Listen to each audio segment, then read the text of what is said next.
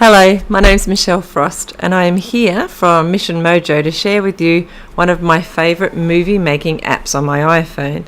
I find with my business online that creating videos is a really good way to get things out onto the web and to start connecting with your audience. So let's get started.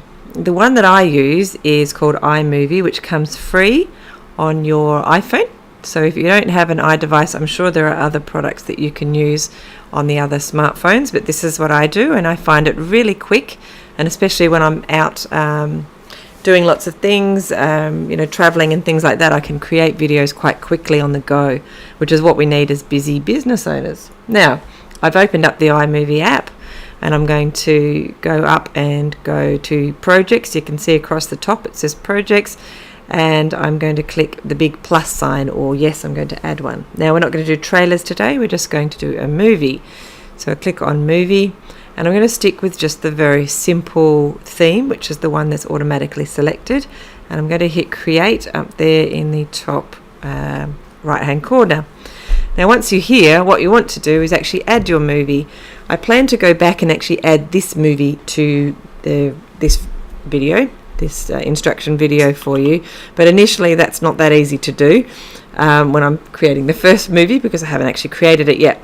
So what we need to do though is create a movie for you. So how am I going to do that? Well, we're going to click on this little icon. I'm not sure if you can see it there if I hover my mouse over it. This one here, that's actually the media icon, and that accesses a lot of the media that's already on your phone. What we need to do is add a video. So I'm going to go into recently added, and I'll add a video that I did recently of a flood that happened near where I live. If you hit play, you can also hear the sound, so that's helpful if you need to, if you're not sure which video you want to choose. So then you hit the little arrow and it comes down, and now it's in the app, so that you can now be editing it and things like that. So what I need to do now is add what we call an intro and an outro to the video, because this video may be seen by lots of people and I want it to have a purpose. I want people to know where it's from, and at the very end and the outro I'd like them to do something and do what we would call a call to action. And the simplest way for me to do that is to just use still images which have our branding on them, if you like. So again, I'll click in the media button, but this time I'm going to use the photos. And what I've done is already create some images using Canva, and then I have put them on my phone, and I've then saved them in my favorites, so I'm not having to scroll through a whole lot of photos in order to find them. So the intro one that I want is this one here, and then if I scroll to the other end, I can add the outro one, which is this one here. And so now I have two still images there, which are going to be the intro and the outro for the video. Now if I want to edit these images, which I do, because you can choose the amount of time they're going to be on the screen, for example, and you can also, if you read what the help up there is saying, you can pinch the image to make it go in and out depending on how you want the motion to look like. So a still image can actually look like it has a bit of movement. I think they call it the Ken Burns effect in this instance. So what I would like to do with this one is perhaps to start with the picture from all the way out, and then what I'll do is slide the whole canvas along to the very end of the video, the image I should say. You select the image, you can see it's surrounded by yellow, and what we'll do is maybe zoom in a bit so you can see that it says video tips there. So we'll zoom in. Now I'll show you what that looks like by dragging it from here, and you can see it then zooms in and it gives it that sort of feeling of movement. Now the little thing in the middle, which is giving that effect of dissolving from the image and into the video, you can click on that and you've got other options for what kind of effects you might like there. We're just going to leave it at the standard one for now, just for this tutorial. And then you come along, you can see the video. So the video is the video of the flood that I told you before, and then we get to the end of the video and you can see there's another effect at the end. And again, we'll leave it at the dissolve to go between the video and the image.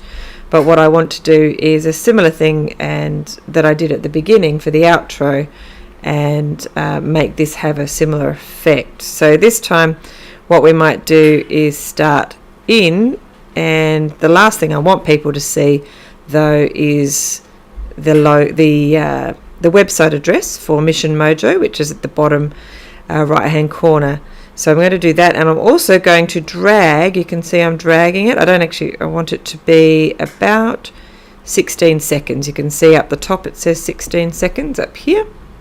So that will go for about 16 seconds, and as you see when you go through it, the URL will pop up towards the end. Now the other thing I'd like to do, and I usually do, because the images don't have any sound, what I'd like to do is add a little bit of audio to this video as well, to the bits that don't have the sound. So normally what you'll hear is my voice talking, but to the intro and the outro I'd just like to add a little bit of sound. So again, I go into the media section of the phone, and I've got a bit of a song here that I like to use. You can hear that. You can go and get a whole bunch of different tracks that you can use on the web. You just need to make sure that you have permission to use them for copyright and things. Now I've got the audio. You can see it's coming across the bottom of what we've been working on, the images and the videos. I'm just going to select that audio, and then I'm going to hit split.